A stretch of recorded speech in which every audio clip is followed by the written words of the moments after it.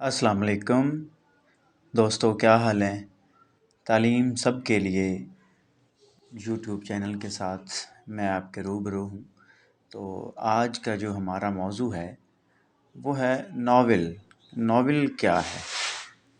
तो सबसे पहले हम इसके पस मंज़र की बात करेंगे कि 18वीं सदी में इंग्लिस्तान के अहले कलम जिन्नों और परियों की जो है ना दास्तानें लिख रहे थे। इस ज़माने में रिचर्डसन ने आम डगर से हट कर एक कहानी पामेला लिखी, जिसके किरदार जिन्नों और परियों की बजाय इंसान थे। ये कहानी लॉर्ड जी के बारे में थी, जिसे अपनी कनीज़ पामेला के साथ इश्क हो जाता है। पामेला की ये कहानी उस ज़माने की आम कहानियों से चूँकि मुख्तलिफ थी और निराली थी, इसलिए नावल कहलाए।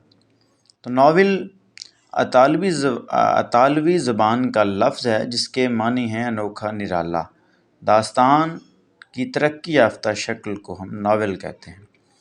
नावल वो नसरी किस्सा है जिसमें हमारी ज़िंदगी की तस्वीर हू बहू पेश की जाती है।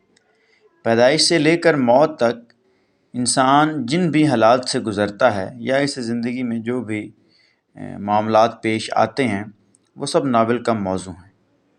नावल वो आईना खाना है जिसमें ज़िंदगी के सारे रूप देखे जा सकते हैं, या ऐसी सिनफ़ अदब जिसमें पूरी ज़िंदगी की कहानी बयान की गई हो।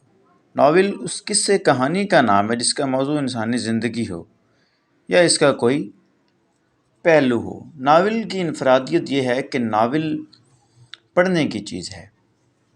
अब ड्रामा देखें तो उसमें किरदारों के ज़रिए हम कुछ दिखा सकते हैं। अगर हम शायरी की बात करें तो शेर पढ़ने वाला अपने आवाज़ के उतार चढ़ाव से इसकी तासीर में इजाफ़ा कर सकता है।